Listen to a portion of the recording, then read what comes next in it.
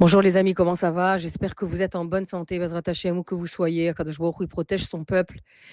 Je donne cet audio, les Ilou Nishmat pour l'élévation de l'âme de Yoshua ben Saïd ben Simcha, Simcha Yvette Bat Mazal Tov, Yekuti El ben Esther, pour l'élévation de l'âme également de Shlomo ben Suzanne Chafatsi, Yael Bat Israël, et El Heavdil pour la refoua Shlema de Nathalie Fortuné Bat Rosette, Menachem Mendel Ben Sterna, et de tous les malades d'Israël, de tous ceux qui ont été blessés de cette guerre de Shagat à Arié, le rugissement du lion.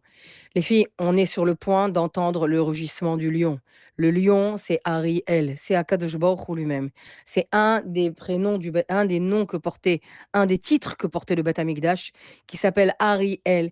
Et lui rugit parce qu'il attend de descendre, déjà construit en feu des Olamot, des mondes supérieurs. Il est déjà prêt, il attend de descendre et se mettre exactement à l'emplacement où il était avant d'avoir été détruit il y a plus de 2000 ans par l'Empire Édom, par l'Empire romain.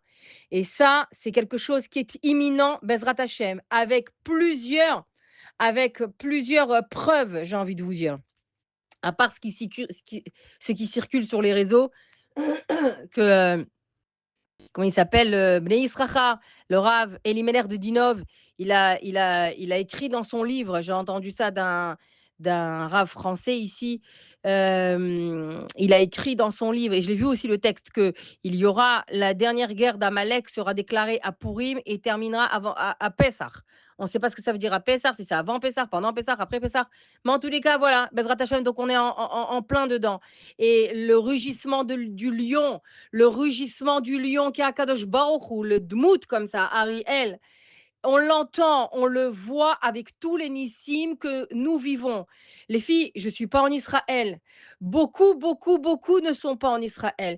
Mais nous sommes avec vous, avec le cœur. Nous sommes avec vous dans l'âme. Nous sommes un seul peuple, une seule âme, séparés uniquement par des corps différents. Mais nous sommes toutes unies par la Neshama qui est Chelek Elokam Imal Mamash, comme dit le Tanya, qui est là une réelle partie. Ce n'est pas une image, c'est une réelle partie du divin, une réelle partie d'Akadosh Baruch Hu qui nous a donné, dont il nous l'a confié.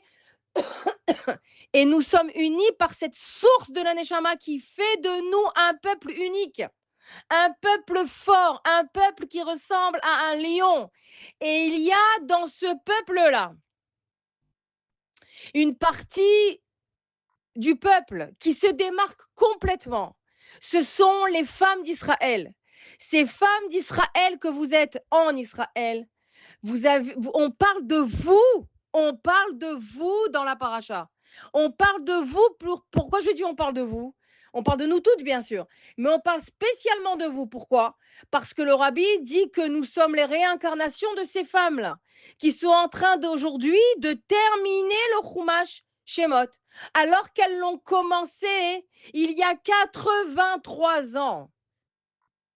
Le Chumash Shemot, il a commencé il y a la paracha Shemot, c'est les dernières périodes de l'exil, de l'esclavage égyptien, qui devenait de plus en plus insupportable. Et c'est à ce moment-là, dans la fin de Shemot, que Moshe Rabbeinu est dans Shemot, pardon, je parle de la paracha, pas du Chumash, hein, où Moshe est né, a grandi, est sorti, et tout ça, il avait 83 ans. Il a commencé à parler au Ham Israël quand il avait 80 ans. Donc en fait, ce Chumash-là, il a duré des années, des années.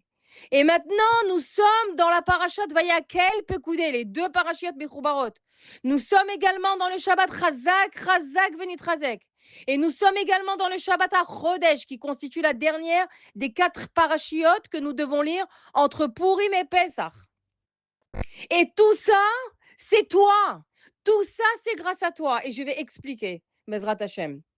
On est dans cette période-là, d'abord, avant de parler de ça, hein. Vous êtes les femmes d'Israël qui êtes en Israël. Vous êtes les Esther de la génération.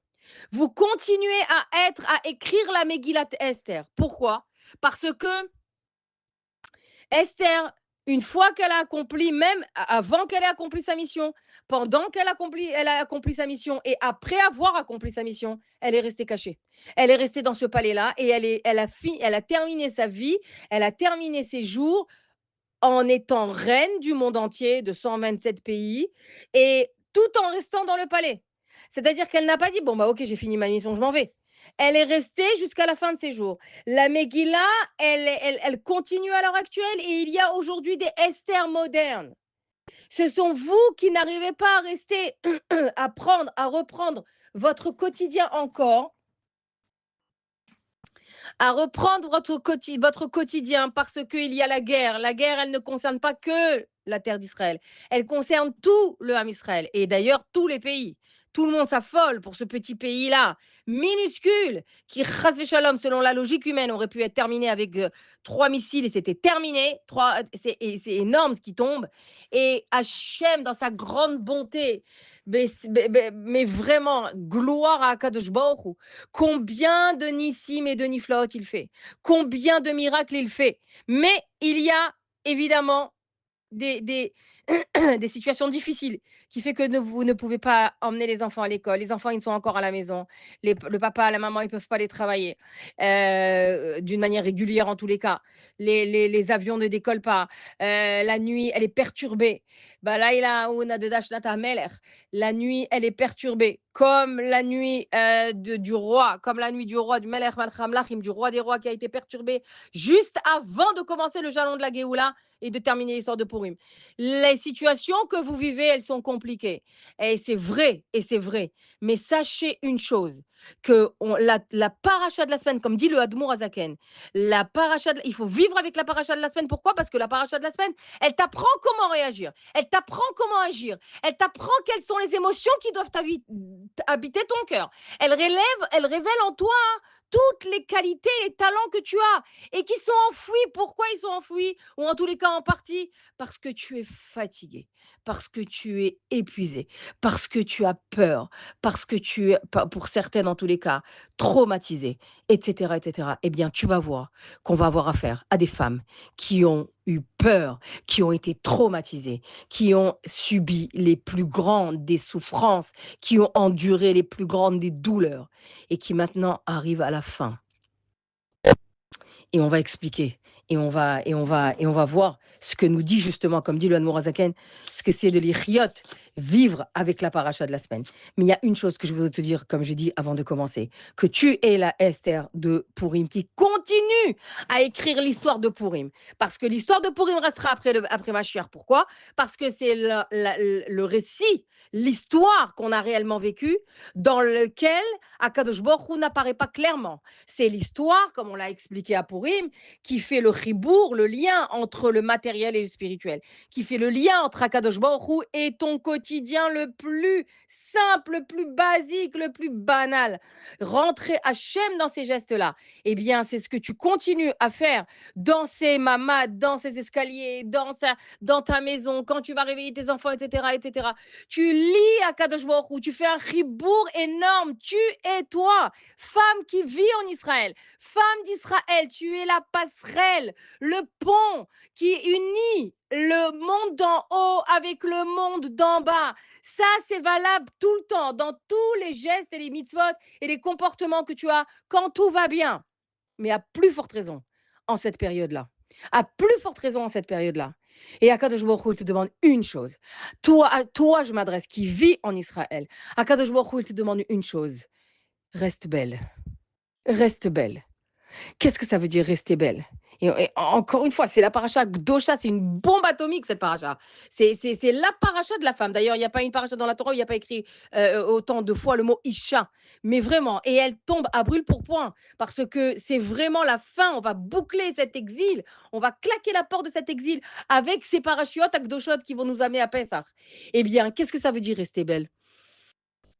Lorsque Sarah avant que Sarah soit kidnappée, elle soit mise dans la chambre, heu heu, hem, dans le coffre-fort de son mari, comment on appelle ça? Dans la malle, pour être cachée parce que, trop belle, alors qu'ils allaient en Égypte à cause de la famine, eh bien, Abraham lui a fait une révélation. Il lui a dit: «Hine ani yadati, voilà, maintenant on va descendre en Égypte et je sais que tu es une femme belle. At isha yafa, tu es une femme belle». Et alors évidemment, à ce moment-là, c'était étonnant de révéler ça à sa femme quand on a déjà 75 ans. Abraham et Sarah étaient un couple âgé. Ils n'avaient pas encore eu d'enfants. Ils n'avaient pas commencé leur vie, Bichlal. Ils venaient juste de découvrir la Shrina. Et donc, Abraham dit à Sarah, tu es une femme belle. Et maintenant, cette beauté va poser un problème parce qu'on va descendre en Égypte. Et les Chachamim expliquaient, à partir de ce moment-là, tout le couple, Abraham et Sarah, le couple phare de la génération, de leur époque, de leur génération, donc nos parents fondateurs du Ham Israël, ont commencé leur pérégrination et leur déplacement. Et c'était très difficile. Et ils devaient affronter des situations et des passages et des chemins très longs et fatigants, etc. Et qui a le plus souffert? Réponse, Sarah. Elle a été kidnappée pas une fois, elle a été kidnappée 2 fois. Elle a eu la stéri elle a été frappée de stérilité. Une fois que Baruch Hashem, elle a eu enfin, les 37 dernières années de sa vie, elle a eu enfin son bébé qu'elle a pu tenir dans les bras. À 37 ans, il est amené sur l'autel pour être sacrifié. Donc, elle a subi beaucoup plus qu'Avraham Avinu. Et pourtant, quand la Torah, dit le Baal Shem Tov, quand la Torah, elle dit un mot, la parole de la Torah, ça veut dire, ce qui est écrit dans la Torah, c'est une parole de Dieu. Et la parole de Dieu, elle est tout en Issav Shamaim. Elle est tout le temps suspendue dans le ciel. Ça veut dire, elle est dans l'air. Ça veut dire que c'est pas parce que la Torah elle a dit ça au début de Bereshit que maintenant c'est plus valable. Tout ce que la Torah elle dit, c'est actuel et moderne, même si c'est pas la Parashat HaShavua. Et qu'est-ce qu'elle te dit là-bas? Elle te dit que Sarah, malgré tout ce qu'elle a souffert, elle est restée belle. Malgré toutes les épreuves qu'elle a endurées, elle est restée belle. Et être belle, c'est être une yafa. Yafa en hébreu, ça veut dire belle. OK? Et quand tu coupes le mot en deux, tu dis, tu trouves Yapo, c'est-à-dire Akadosh Baruch Hu sur ton visage. Et est restée une femme belle en subissant en essuyant toutes les difficultés du chemin de la vie, c'est être une femme qui ne se gâche pas, qui ne se dénigre pas, qui ne se dévalorise pas, qui ne se diminue pas, qui ne se gâche pas en se disant j'en peux plus, je suis fatiguée, c'est trop dur, non, non, non, non, qui ne se diminue pas en disant regarde comment elle arrive et tout, elle sort maquillée vers le mamad et moi, j'arrive même pas à démêler mes cheveux et j'arrive même pas à mettre des collants tellement je suis débordée. Ne te diminue pas, ne te dévalorise pas, reste belle, ne t'amochis pas, ne t'affaiblis pas avec des mots que tu pourrais dire en toi qui seraient là pour t'affaiblir, pour te décourager. Pourquoi? Parce que tu es justement la personne la plus belle du Ham Israël, par les forces et les capacités que tu as. C'est ça ce que je veux vous dire, les femmes d'Israël qui vivaient là-bas. Nous sommes avec vous. Nous prions pour vous. Nous sommes connectés. Nous mettons la tzedaka avec vous, pour vous. Enfin, moi, c'est ce que je fais en tous les cas. Et je sais pas, ça veut dire, j'en connais bien sûr, mais je connais pas toutes les femmes. Mais pourtant, on est une seule. Pourquoi? Une seule. On a dit une seule âme. Et qu'est-ce qui nous unit? Notre Elek Eloka, qu'est-ce qui nous unit? La Emouna qui a pétri le cœur de la femme juive depuis déjà des milliers d'années. Et comme le rabbi nous a dit que nous sommes les réincarnations de ces femmes-là, qui ont fermé le premier exil, qui ont connu la première Géoula, nous connaîtrons la dernière Géoula. Et quel est cet ingrédient qui te fait tenir, qui te fait marcher, qui fait que tu avances et que tu te lèves le matin, même si tu n'as pas bien dormi la nuit, même si tu es épuisé, même si tu sais même pas comment tu vas faire Pessah, parce que comment faire le ménage avec les enfants à la maison, etc., c'est pas évident. Ils sont pas à l'école, que Dieu les protège. Toi, tu dois organiser un programme, tu dois faire un CEDER. Et le CEDER, c'est ce qui fait tenir une maison, les horaires, les repas, etc. C'est très, très important. Eh bien, sur quoi tu tiens tout ça? Tu tiens sur ta émouna. Cette force qui t'est injectée à chaque instant où tu veux te lever, où tu luttes pour être debout, cette force, elle t'est injectée de qui? de ces femmes que tu réincarnes, de cette femme que tu réincarnes. Elle vient et elle te protège et elle t'injecte ce courage, cette émouna, ces forces positives, cette filote, cette volonté, cette détermination de vouloir continuer et aller le chemin qu'Akadosh Baruch Hu nous a tracé en restant une femme belle, sans se gâcher, sans insulter, sans maudire, sans claquer les portes, etc., etc. Toi, tu vas dire, ah ok, mais ça relève de la... C'est compliqué, quoi. Ça relève faut être un ange. Faut être un ange. Mais non, il ne faut pas être un ange. Il faut être une femme. Mais une femme qui est telle qu'elle est décrite dans la paracha. Une femme qui a chokhmat lev. Une femme qui a Asher Nasa Liban Otana Bechorma, une femme qui a le cœur animé de sagesse, mais d'une sagesse puissante. Sache que les psukim, la Torah Kedoshah qu'on va étudier maintenant, on va faire l'imoud, sache qu'elle parle de toi, mais mamache de toi, parce que sache que tu es unique. Maintenant, je ne parle pas qu'aux femmes qui sont en Israël, je parle d'abord à moi-même, à Aouda, je l'ai déjà dit, mais je parle également à toutes les femmes. Pourquoi? Parce qu'il y a des femmes qui vivent en France ou dans d'autres pays et qui ont le cœur, leur, leur esprit dans les miklates. Ça veut dire dans ces chambres, dans cette forteresse du cœur, parce qu'il est oppressé, parce qu'il souffre. Donc, il y en a qui l'ont à l'intérieur, il y en a qui l'ont à l'extérieur, il y en a qui ont les deux, il y en a qui ont ça parce qu'ils sont en Israël, sinon, bah, au Hashem, ça va. C'est bien, ça se tient. Et il y en a qui sont comme ça tout le temps ici, en France par exemple, ou dans d'autres pays. Pourquoi? Parce qu'elles ont le cœur enfermé, elles ont l'esprit bloqué qui tire vers le bas par les preuves qu'elles traversent dans leur quotidien, avec ça, avec tel sujet, tel sujet, tel sujet. Et ça, c'est quelque chose qui va venir parler à toutes les femmes, donc à toi. Que tu sois en Israël ou que tu sois en Chutz La'aretz, tu restes la couronne de la création. Tu restes la couronne du Ham Israël. Tout le Ham Israël en entier a les yeux tournés vers toi. Toi, la femme d'Israël. Pourquoi? Parce que tu es la Esther de la génération en termes d'histoire, mais tu as les forces de toutes ces femmes-là qui ont fermé la Galout Mitzrayim et qui ont ouvert la Géoula. Regarde les forces nucléaires que tu possèdes.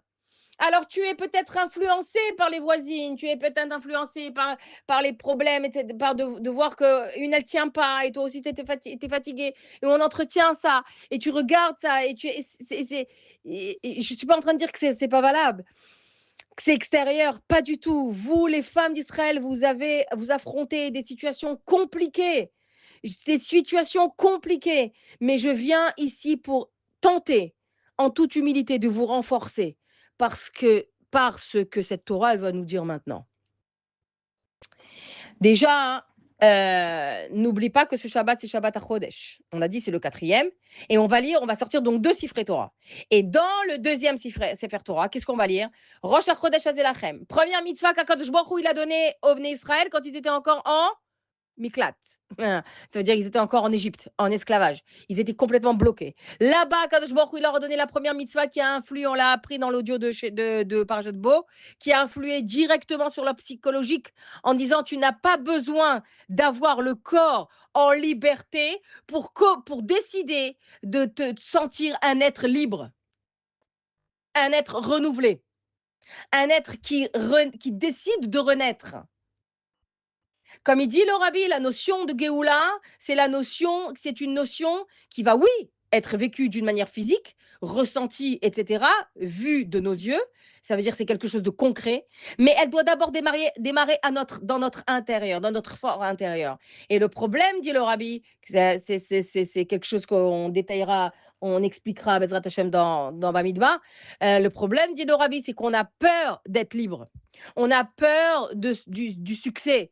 On a peur de se donner cette capacité de pouvoir voler au-dessus de tout ce que les gens diront. Être évidemment toujours, attention, je mets un méga bémol ici, toujours dans la direction de Torah, Gdosha, et qui converge vers l'amour et la Yirat Shamaim. vers Akadosh Baruch Hu. C'est pas être dans la marginalité en disant, en faisant n'importe quoi. Attention, d'accord? Donc être libéré pour pouvoir vivre toutes les forces que Dieu il a mis en nous. Ça, c'est la raison pour laquelle, une des raisons en tous les cas, pour lesquelles Akadosh Baruch Hu nous a donné Rosh Chodesh Hazeh Lachem, Parashat Bo, alors qu'il n'était pas encore sorti d'Égypte. Toi, maintenant, tu vis chez Agatha Arié. Mais le Arié, il t'aide. Il t'aide à rugir de liberté alors que tu es dans le miklat, alors que tu n'as pas dormi de la nuit, alors que tu es épuisé et que tu as les enfants à la maison, que Dieu les protège, etc., etc. Sache une chose, que c'est un temps qui est déterminé. C'est une question de temps, tu le sais. Ezrat Hashem, Akadosh Baruch Hu, il va faire que le Ham Israël, il gagne. Il est la victoire la plus totale. Et que Amalek soit définitivement, complètement déraciné, etc. Mais toi, comment tu t'en seras sorti? Voilà, c'est la période test. Et je te promets que tout est écrit dans la paracha. J'ai pas encore commencé la paracha, j'ai fait Parashat Kodesh pour l'instant. Mais regarde déjà ce qu'on apprend. Baruch chez moi, regarde déjà ce qu'on apprend. Les capacités que tu as à développer, qui sont encore à l'intérieur de toi, c'est maintenant le test. C'est maintenant. C'est quand tu ne vois que tu n'as pas ton quotidien cadré, que tu n'as pas tes capacités, comment dirais-je, tes facilités, par exemple, descendre, prendre ta voiture, aller prendre un coca en toute tranquillité, aller voir une copine, aller travailler, passer tes coups de fil, etc. Nanana. Bon, Stam, ton quotidien qui est waouh, qui est tellement béni. Tu n'as pas ça. Tu es dans un Cheder Mougan et tu as peur quand tu sors vite, les teens, nanana, l'oppression, les enfants, le stress, etc., etc. Alors, c'est dans cette situation-là, hein, tu es en esclavage psychologique. Et dans le Miklat, c'est même physique. D'accord? Qu'est-ce qu'elle vient te dire, la Torah Gdosha? Akadosh Baruch Hu, il vient, il te dit, ce Shabbat-là qui arrive après-demain, Rosh HaChodesh Azeh Lachem. Rosh HaChodesh Azeh Lachem. Je vous donne la capacité, en vous donnant cette mitzvah, d'être libre, de faire connaissance avec la force de renaître. Mais n'attends pas de renaître et de te dire, je le ferai quand je serai dehors. Quand tout sera terminé, je retrouverai, voilà, je me travaillerai, je ferai ci, je ferai ça, etc. Nanana. Non, non, non, non, non. Commence maintenant, dans le tréfonds du tunnel, dans les difficultés dans lesquelles le Ham Israël il se trouve maintenant. Commence maintenant cette entre guillemets, je mets ce mot-là, cette thérapie du renouvellement. Décide d'être une femme libre. Aucun ennemi ne peut décider de t'enfermer à l'intérieur de toi. Il y a des femmes qui vivent normalement et qui sont tout le temps comme ça. Et il y a des femmes qui ont les capacités d'être libres. Ça veut dire d'être forte à l'intérieur et à l'extérieur aussi, d'être forte à l'intérieur, d'avoir un esprit déterminé, un esprit combatif. Alors, et elles l'ont même en étant dans les miclates, même en étant dans ces situations comme ça compliquées. Donc, tu comprends que, en fait, la situation compliquée, elle ne va faire que te révéler. C'est pourquoi, je t'ai dit tout à l'heure, reste une femme belle. Parce que cette période-là, c'est la période test. C'est qu'est-ce que tu as, mamache, au fond. Évidemment, j'ai bien conscience, le Ham Israël, il est épuisé. Il est épuisé. Ça, on le sait. Mais plus tu le répètes, eh ben, plus tu t'épuises. Donc, ça ne sert à rien de le répéter. Parce qu'un jour viendra où la fatigue, on l'oubliera. Comme on va le voir maintenant, la fatigue, on l'oubliera. Tout sera derrière. Mais ce qu'on n'oubliera pas, c'est de la manière dont on a tenu, de la manière dont on a été forte, debout, engagée dans nos responsabilités, avec le cœur dirigé vers Akadosh Baruch Hu. Le cœur dirigé vers Akadosh Baruch Hu. Les yeux dirigés vers lui. Et nos mains dans la mission qu'il nous a confiée. Et ça, c'est quelque chose de très fort, les filles. Donc, vraiment, voilà, c'est quelque chose que je tenais à te dire. Maintenant, écoute ça. Regarde comment c'est beau, mamache. Mais qu'est-ce qu'on ferait pas sans cette Torah? Mais qu'est-ce qu'on ferait pas dans ce monde sans la Torah Gdosha, sans Akadosh Baruch Hu? Allez, je te mets la musique magnifique que Ishaï Ribo il chante sur justement le Limut Torah. Regarde comme elle est belle. Si tu es en Israël, tu comprends les mots alors. J'ai vu des gens qui se sont donné la mort pour elle, mais qui ont reçu la vie grâce à elle. C'est trop beau. איזה אור על הפנים, מגיבים וקסמה לפניה, כסומה אחריה,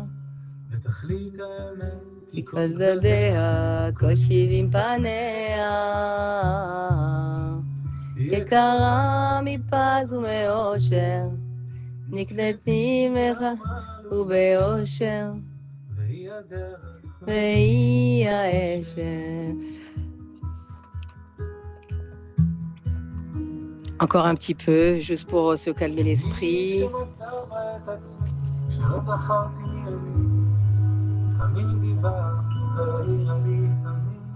Elle est là pour me rappeler qui je suis, comme moi j'oublie qui je suis. Et elle m'éclaire.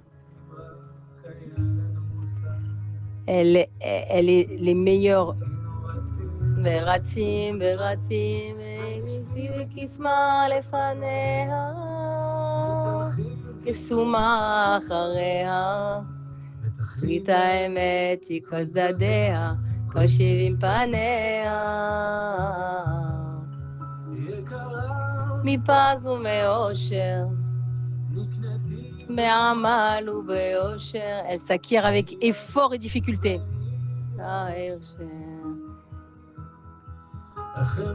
וקסמה לפניה, והגרים אחריה, והעכברים כל נתיבותיה.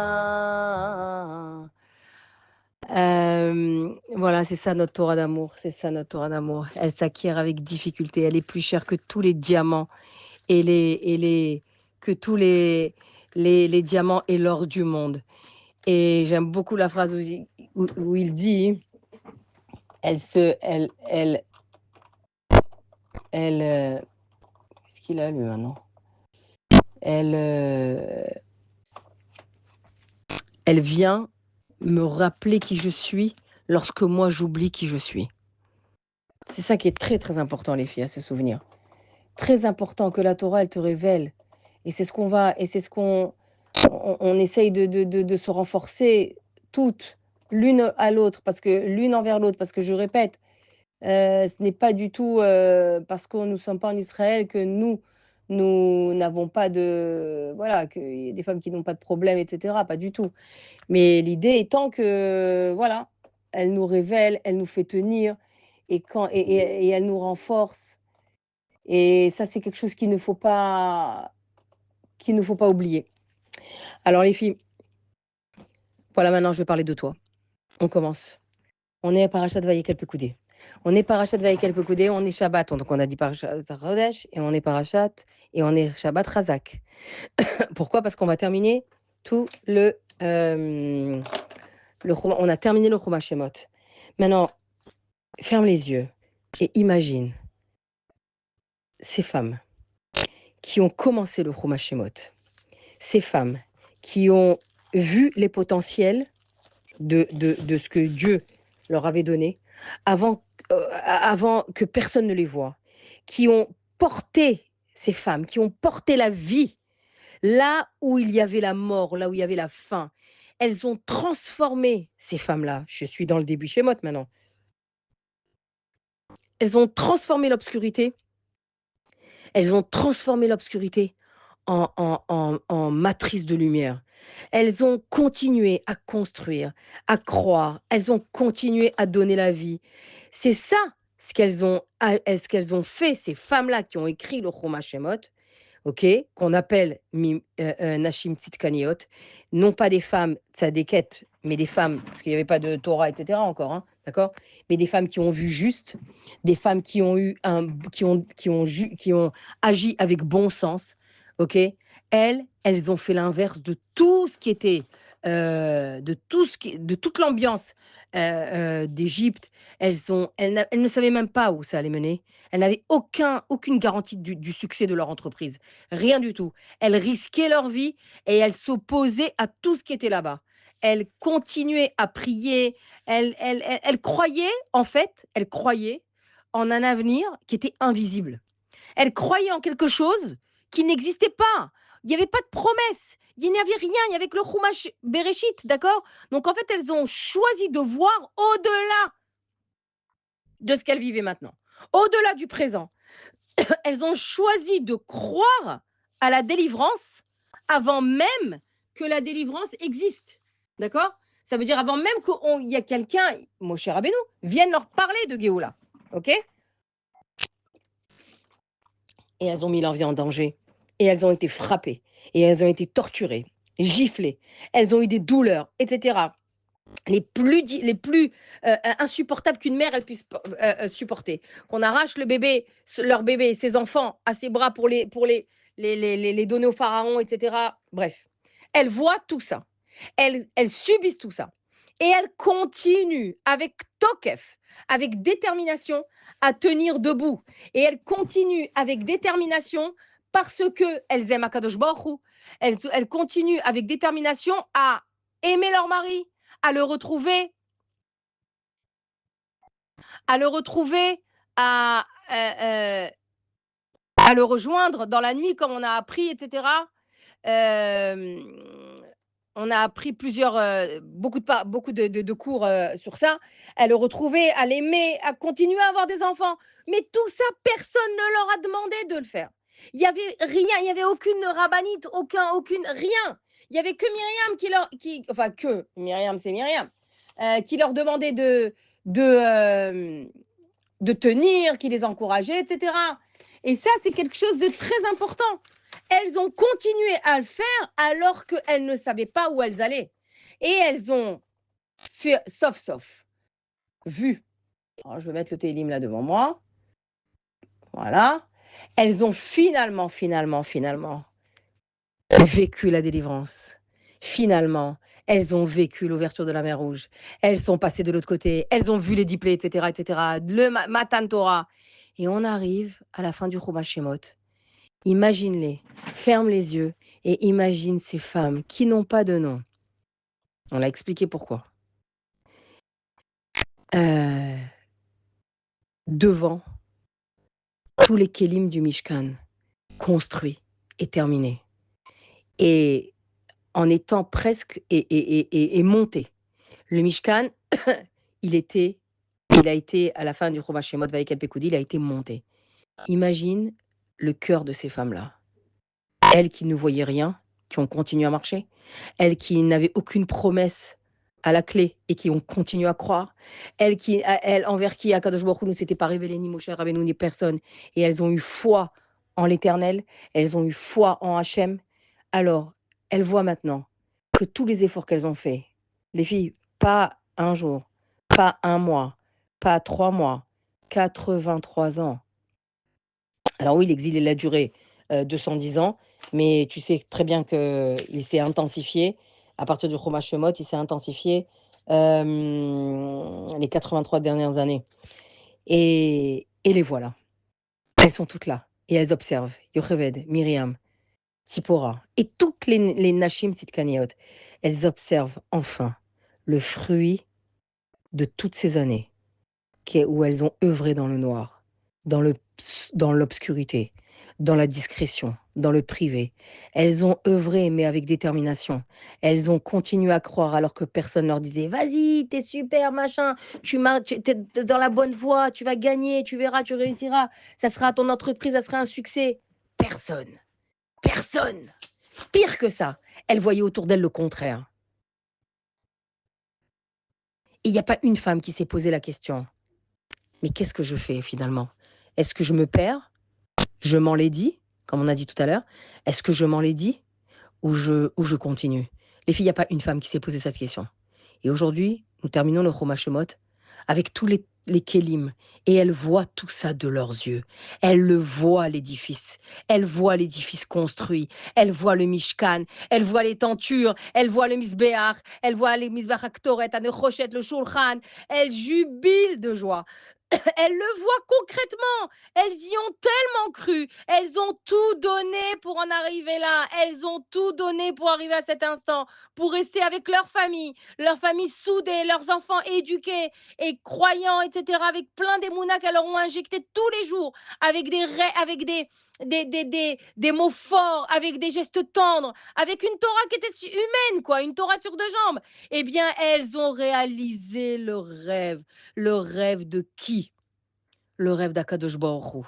Je parle uniquement que des femmes. Elles ont réussi. Elles ont gagné. Elles ont fait en sorte que le rêve divin, le rêve d'Hachem, qui est d'Ira Batartonim, de faire une résidence de Dieu pour lui sur terre, elles ont réussi à le réaliser. Tu comprends pourquoi la Géoula, c'est grâce à toi maintenant? Alors, avec tout ce que je viens de te décrire, tu comprends maintenant de qui je parle. Je parle de toi. Personne ne voit combien tu souffres chez toi. Personne ne voit combien tu as dans ton lit, combien tu pleures, combien tu pries, les angoisses qu'il y a dans ton cœur, les battements de ton cœur qui s'accélèrent quand il y a une azaka, etc. Personne ne le voit, personne ne le sait jusqu'où. Parce que tu dois le cacher pour tes enfants, ou tu dois te contrôler pour tes enfants, et parce que tu vois déjà ton mari qui est en panique. Et imagine, je suis en train d'imaginer des scénarios, mais tu comprends. Ça ne fait pas la une des journaux, ça ne fait pas la une des réseaux sociaux, de la manière dont tu es dans ton quotidien, comment tu descends et que tu fais attention d'être sanois, etc. Et comment tu descends dans les miclades sans courir, avec même en chantant, et tu le fais, tu te forces. Ça, c'est Vatirtov Esther et Kola Tokef. Esther, elle a demandé à la fin de la Megillah d'écrire toute la détermination. Tokef, c'est la détermination. On est Am Kshe Oref. On est un peuple, nous sommes un peuple qui avons la nuque dure. Ça veut dire quoi? Ça veut dire qu'on ne nous abat pas comme ça. On n'abat pas notre mental comme ça. On n'abat pas notre morale comme ça. Et de qui il est question ici? De Esther. Et Esther, c'est la femme. C'est toi. Vatirtov, Esther. Esther, elle a demandé à ce que toute la détermination qu'elle a fait, dont elle a fait preuve, mais qui était présent? Personne. Qui était présent dans le banquet à Troyes? Il n'y avait pas les caméras, il n'y avait pas CNews là-bas. Là-bas, il n'y avait pas, il y avait pas les chaînes de télé. Alors, qui était présent pour savoir ce qu'il s'est dit? Où elle a eu le courage de déterminer, le courage de montrer le mal qui est devant elle, qui est Ish, Tzorer, Hayehoudi, Haman, Haman Aracha, c'est cet homme-là qui est là. Mais tu te rends compte un peu le courage qu'elle a eu, Esther? Elle tremblait, après sans parler de jeûne. Physiquement, elle était déjà livide, elle tenait pas sur ses jambes. Mais regarde le courage qu'elle a eu. Personne ne l'a soutenue. C'est une petite orpheline. Elle n'a pas, elle n'a pas eu les bras d'une maman. Elle n'a pas eu les forces d'un papa. Elle est toute seule au monde. Face à qui? À deux tyrans, les plus puissants du monde. Achashverosh, voilà, son roi de mari de roi, j'en sais rien, et Haman. Et elle fait face à ces deux monstres. Mais qui était là pour savoir ce qu'elle a dit? Personne ne l'a vu. C'est elle qui l'a raconté. C'est pourquoi elle a dit: «Je demande à ce que tout ce qui est, tous ces événements soient consignés dans une Megillah et qu'ils soient rappelés. Niskarim, c'est au présent, qu'ils soient rappelés. Pas qu'on les rappelle une fois. Dors les dors. Esther, elle vient, elle te parle, elle te dit: tiens, bon, personne ne voit combien tu as des traumatismes à l'intérieur, combien tu es épuisé, combien tu vas encore chercher les dernières forces. Mais elle-même vient et te donne ces corottes-là. Et un jour viendra, écoute bien, où on écrira et kol tokef. C'est parce que je ne sais pas si on l'écrira en tant que livre, mais en tous les cas, on le verra de nos yeux. Comme Esther l'a vu, elle n'a rien vu. Elle a vu la Géoula, elle a œuvré pour la Géoula de tout le Ham Israël. Mais ces femmes-là, dont nous sommes nous les réincarnations, ont vu de leurs yeux, concrètement, le bonheur, le rêve réalisé par le Mishkan. Parce que tout ça, ça a été, sauf Maaseh B'Marshavatchila, la volonté de vouloir continuer à tenir leur famille. Mais une famille, elle sert à quoi? Une famille juive, elle sert à quoi? Elle sert à être, toutes les familles juives, elles servent à être rassemblées autour de la Torah. Mais on n'avait pas encore reçu Torah. Et quand on a reçu Torah, ça s'est très mal passé. C'était la semaine dernière, on l'a étudié. Ça s'est très mal passé, mais les femmes, encore une fois, n'ont pas participé à cet événement, à ce crime. Elles n'ont pas participé à cet épisode tragique de l'histoire du Ham Israël. Non, les femmes, tu les trouves pas dans les tournants catastrophiques. Jamais. Jamais. Et s'il y en avait, la Torah, enfin, je ne sais pas. En tous les cas, tu ne les trouves pas. Celles qui ont fait l'histoire du Ham Israël, d'abord, c'est des femmes, et c'est des femmes fortes. Et tu es en train de continuer l'histoire du Ham Israël. Je t'en supplie, tiens. Tiens, parce que c'est une question de temps. Très courte. Bezrat Hashem. Alors imagine ces femmes maintenant, qui voient tout le Mishkan terminé, briller, briller de tous les efforts qu'elles ont faits, des années, des années, des années, des années, des années, des années avant, dont personne n'a applaudi. Personne leur a dit waouh, kol hakavod, avec une observation, avec une étreinte, avec un chibouk. Personne. Au contraire, c'est elles qui donnaient, alors qu'elles étaient encore plus fatiguées et plus diminuées que tout le monde. Pourquoi? Comme dit le rabbi, les femmes, elles ont ressenti plus l'exil que les hommes. Elles ont eu une douleur encore plus grande de la conscience de la souffrance de l'exil, plus grande que celle des hommes. Pourquoi? Parce qu'on leur prenait leur bébé. C'est la raison pour laquelle, c'était elles qui, dit le rabbi, c'est elles qui ont déclenché cette Géoula en Égypte. Mais n'oublie pas que tu es la réincarnation de ces femmes-là. Donc c'est nous qui allons déclencher la Géoula, on le sait. C'est nous qui allons déclencher la Géoula, la délivrance de cet exil. C'est nous qui allons mettre un grand coup de pied sur la porte, de claquer ces 2000 ans d'exil dans lesquels on nous a fait souffrir à différentes époques et jusqu'aujourd'hui. D'accord, Nahon, 2026, Parashat Vaïkel Trouma, n'importe quoi, Parashat Vaïkel Pekoudé, de 2026, 5786, jusqu'au jour d'aujourd'hui. Mais c'est nous qui tenons. C'est nous qui allons déclencher cette Géoula. Nous sommes les réincarnations. Une femme, là où tu trouves la Géoula, tu trouves une femme. Quand Akadosh Baruch Hu a besoin d'opérer un événement capital et fondamental pour l'âme Israël, il fait appel à une femme. Tu es en train d'écrire l'histoire. Mais tu es en train d'écrire la fin de l'histoire. La fin. La fin. Et ça, c'est quelque chose de très fort.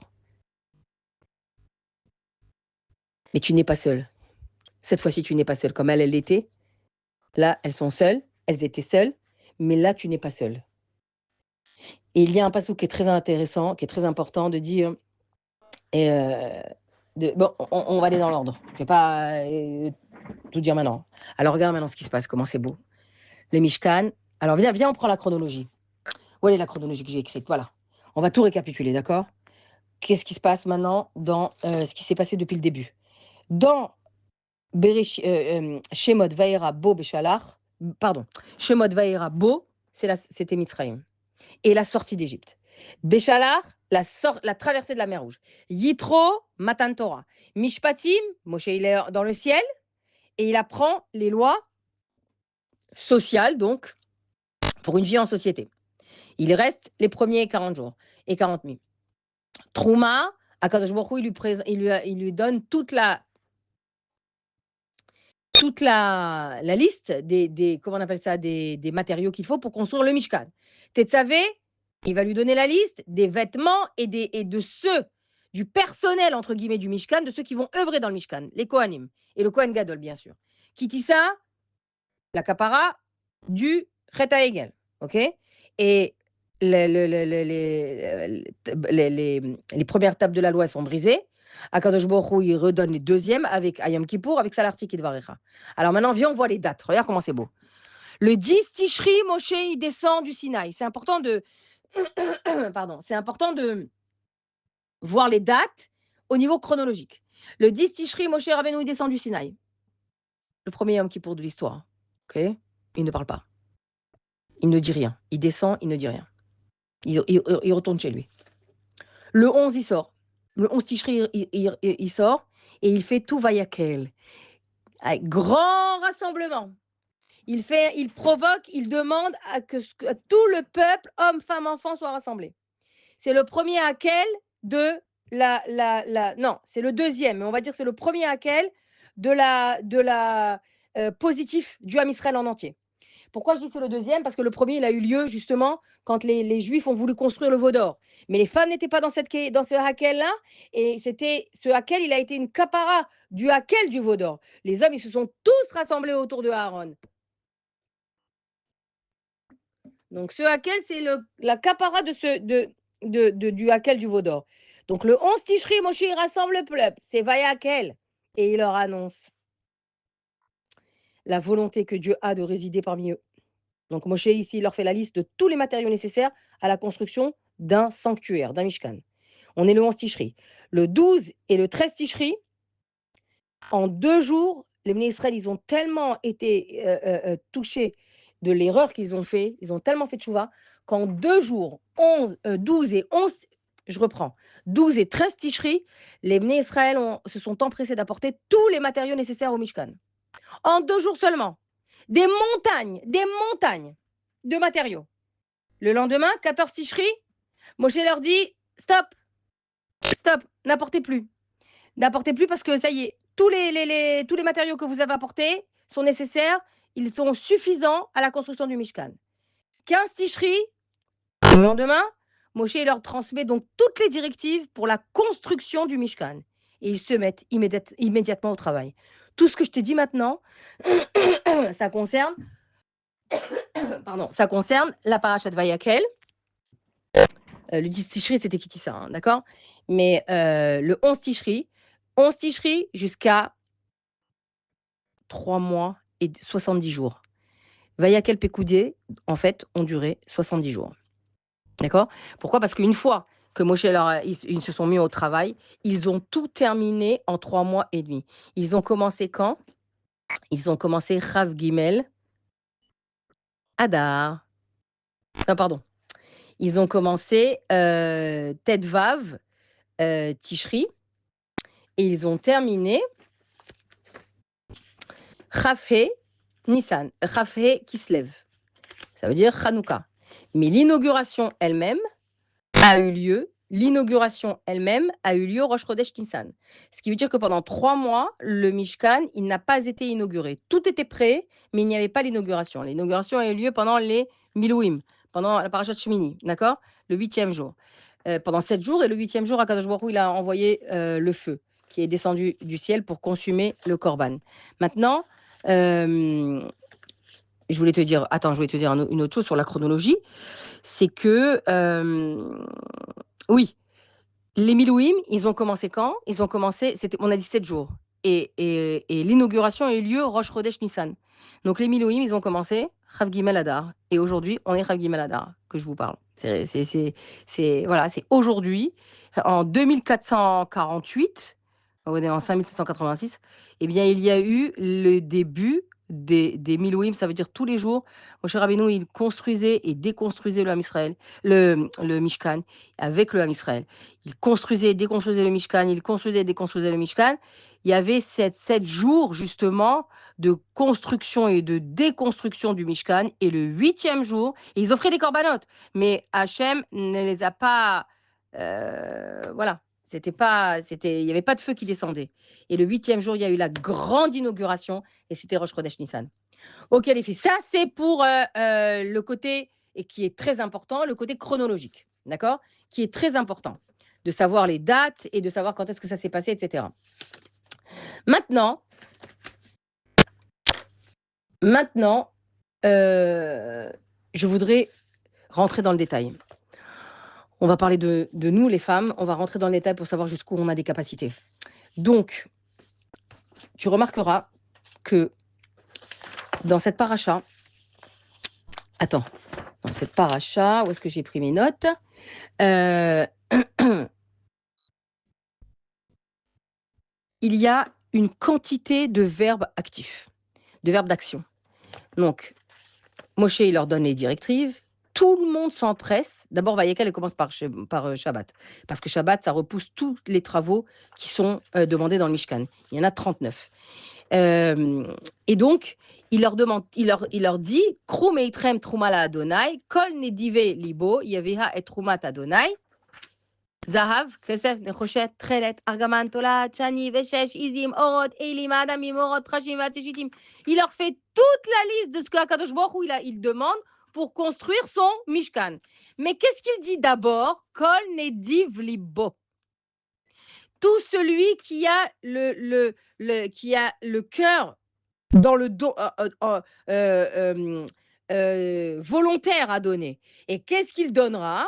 Toute la liste. Pour construire le Mishkan d'Akadosh Baruch Hu, il faut de l'or, de l'argent, du nochochette, de bleu azur, du pourpre, du fil de soie retors, du fil de soie qui est comme ça retors, des des orotes et lim, des pots de de de Eilim, de Madamim, de Orot Trashim. Eilim, c'est l'animal, le Eil, le bouc.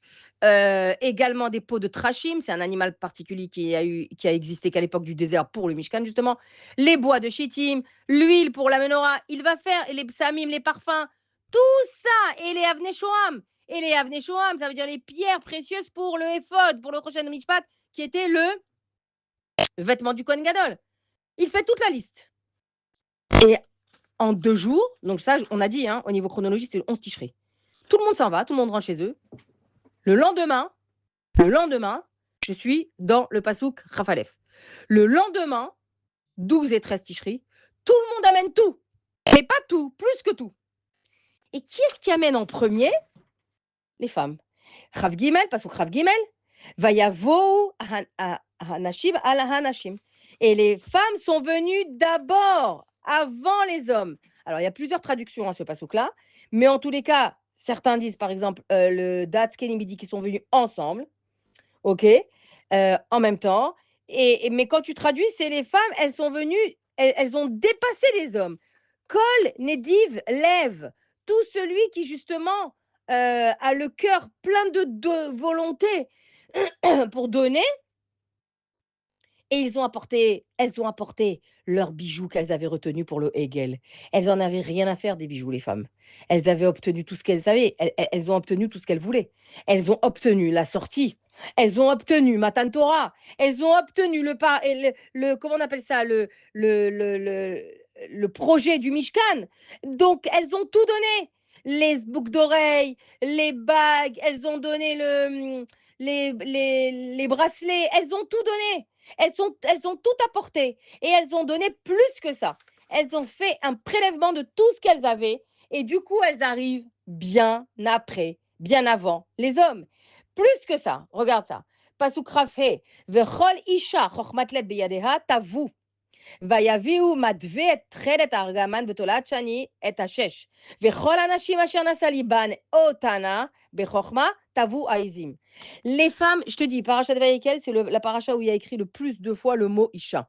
C'est la paracha la plus féministe de toute la Torah. Mais c'est pas juste féminine comme ça, on est les premières. Mais allô, regarde tout ce qu'on a fait. Mais regarde d'où on vient. Regarde notre histoire. Regarde comment on tient. Et regarde où on en est arrivé maintenant. On a réalisé notre rêve. C'est incroyable comme j'irai au bout de mes rêves. Mais vraiment, arriver à vivre et à voir de ses yeux ce que tu as toujours espéré, c'est la récompense de tout ce que tu as semé dans l'obscurité, dans la difficulté. Et pas un jour, pas un mois, des années et des années. Et là, on y est. D'accord? Donc, c'est pour ça que je t'ai dit tout à l'heure, imagine l'excitation, la joie. Elles jubilaient de joie, ces femmes-là. Elles ont tout apporté. Et qu'est-ce que nous dit le Passouk? Toutes les femmes dont le cœur était animé de sagesse, mais d'une sagesse, attention, otana, ça veut dire puissante, pas une sagesse de bas niveau, d'accord? On n'est pas dans le petit salon ici. On est dans l'élite du Ham Israël. L'élite du Ham Israël, c'est les femmes qui avaient une chorma otana, ça veut dire puissante. Eh bien, qu'est-ce qu'elles arrivaient à faire? Tavou à Izim. Elles arrivaient à filer le poil de la bête, tu le sais, chaque année on l'apprend au Hashem, sur le dos de la chèvre. OK? Et pourquoi elles faisaient ça? Pas parce qu'il fallait faire les tentures. Les femmes, elles ont tissé les tentures avec quel instrument? Elles ont tissé les tentures avec la quenouille. Tu sais que la quenouille, c'est un grand instrument, c'est un truc qui n'existe plus maintenant, enfin, je ne sais pas, peut-être ça existe, mais en tous les cas, c'est un grand bâton Hem, j'ai la photo ici, un grand bâton dont, voilà, l'extrémité, il y avait de la laine et elle tissait les tentures du Mishkan. Regarde comment c'est beau. Après, je te dis ce qu'il a dit Rabbi Eliezer Ben Horkenous, d'accord? Dans la Gemara. Mais attends. Donc, elle tissait les tentures du Mishkan. Maintenant, pourquoi? Qu'est-ce que le Pasuk Ravak vient t'apprendre? C'est quoi cette chorma? C'est quoi cette Nasa Liban Otana Bechorma? Celle qui a été animée d'un cœur, donc d'une chorma mais puissante, elle tissait le poil sur le dos de la bête. Mais pourquoi? Pourquoi le dos de la bête? Imagine un peu comment c'est difficile. Je crois que la bête, elle se laisse faire. Elle gesticulait dans tous les sens. Elle courait et les femmes, elles couraient avec. Pourquoi? Parce qu'elle voulait justement, tisser le poil de la bête alors qu'il était encore vivant. D'accord? Et pourquoi elle tenait à faire ça? Ben parce que le poil qui était vivant sur le dos de la chèvre, il était, Izim, c'est des chèvres, hein, sur le dos de la chèvre, il était plus brillant. Maman, comme je les aime. Il était plus brillant. Et elle voulait offrir à Kadosh Baruch Hu des tentures avec des poils vivants, avec des poils brillants, sans leur faire perdre, sans les tondre, parce qu'en les, en prenant un poil qui était tondu du dos de l'animal, eh bien, du dos de la chèvre, eh bien, ce poil-là, il perdait de son éclat. Donc, elle voulait garder les qualités naturelles de la tenture. Pourquoi? Parce que cette tenture, elle était destinée au sanctuaire. Elle était destinée au Mishkan. C'est ça les femmes. C'est ça les femmes d'avant et c'est ça ce que tu ressens et c'est de qui tu viens et c'est celle que tu réincarnes. C'est ça ce qu'il dit le Sforno. C'est ça ce qu'il dit le Sforno. Elle perd, ça veut dire vraiment c'était une grande, pas perte de temps, mais c'était un effort supplémentaire. Mais de faire ça, de tondre le poil de la chèvre sur une chèvre qui était, qui, voilà, qui gesticulait partout, qui courait de partout et elle continue à courir.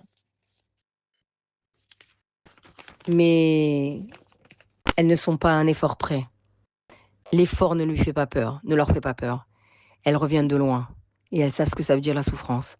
Elles savent ce que ça veut dire des nuits blanches. Elles savent ce que ça veut dire des cœurs meurtris par la douleur, traumatisés par l'esclavage. C'est de ça qu'elles sont construites. C'est sur ça qu'elles sont construites. Donc ça a renforcé leur mental que si bien que d'aller courir, d'aller coudre, d'aller filer le poil de la chèvre sur son dos, même s'il faille courir et s'épuiser, c'est pas ça qui allait les impressionner. C'est extraordinaire ce que la Torah Kedosha nous dit ici. Extraordinaire. Pour Akadosh Baruch Hu, c'est nos limites. Pour Akadosh Baruch Hu, elle n'épargne elle n'épargne aucun effort. Rien n'est assez beau. Elles auraient pu se dire, ça y est, Baraka, j'ai assez donné, 83 ans, j'ai donné, je l'ai retrouvé, j'ai accouché dans les champs, j'ai abandonné mon bébé sous les pommiers, c'est tout le début de Shemot, etc. J'ai assez souffert. Et Wachlas, ils ont qu'à aller ramasser tout ça et aller. Moi, je vais faire ce que je peux faire. Si elles avaient réagi comme ça, on aurait compris. Dayenu, tu comprends? On aurait dit, mais c'est normal. Avec tout ce que ça va, elles peuvent se poser maintenant. Non, non. Non seulement elles ne le font pas, mais elles font quelque chose que les hommes ne font pas. Et c'est ça ce qu'il dit Rabbi Eliezer Ben Horkenous. Il dit la sagesse d'une femme, en chochma la isha et la bepilcha. Fil, c'est un fil.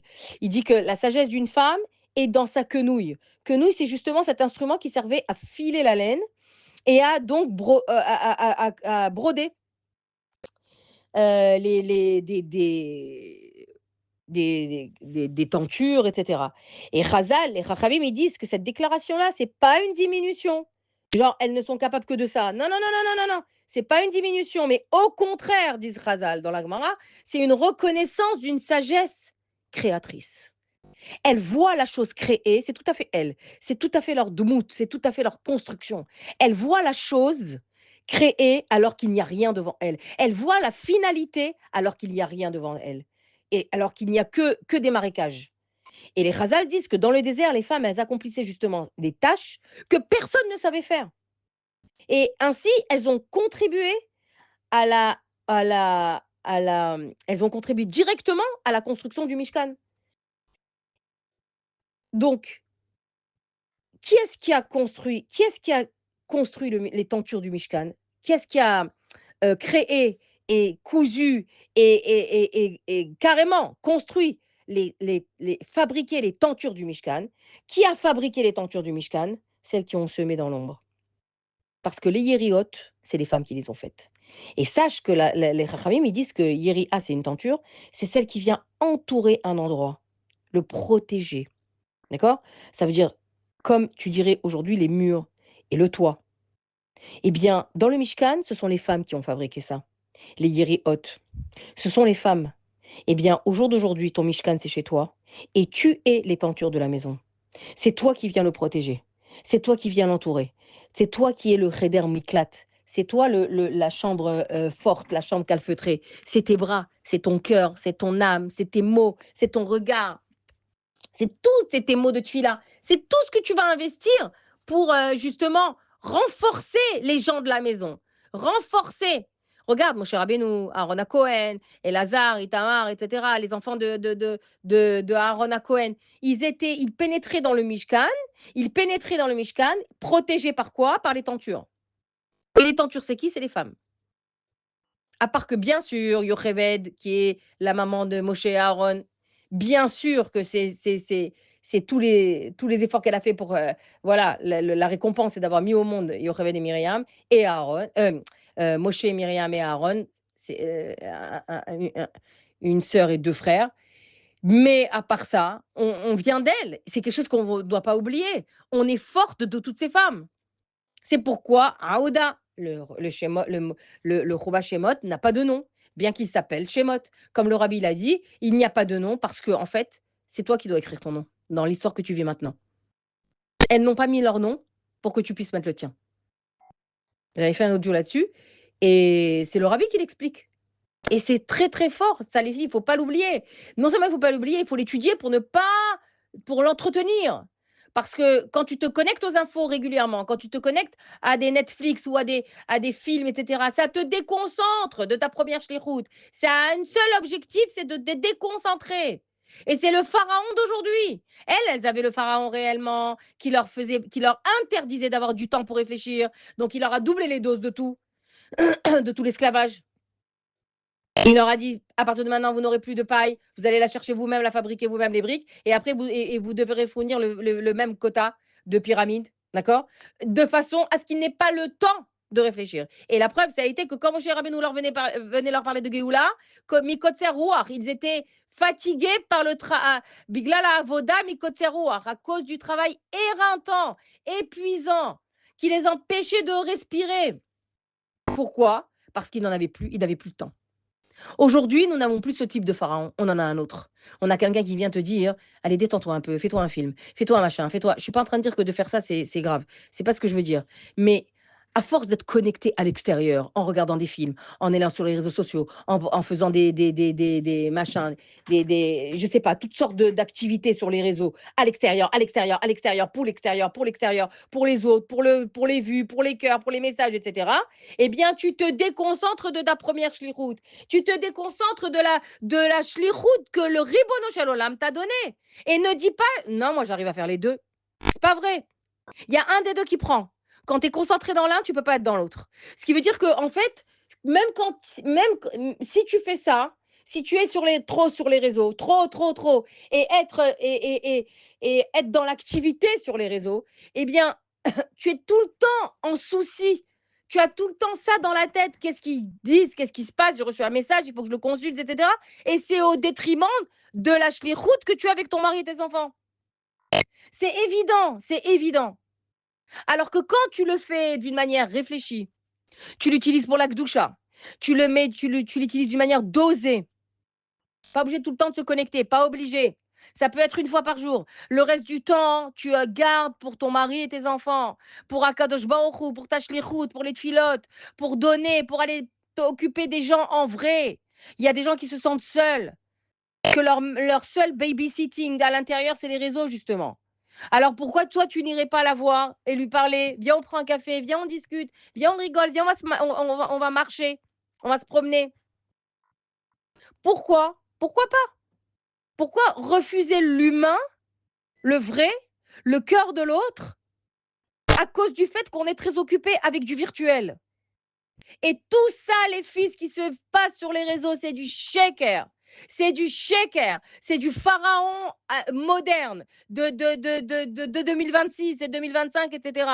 De notre époque. C'est du pharaon de notre époque. Il y a une seule volonté, c'est perdre ton temps. Quand tu perds ton temps, tu ne le donnes pas à Dieu.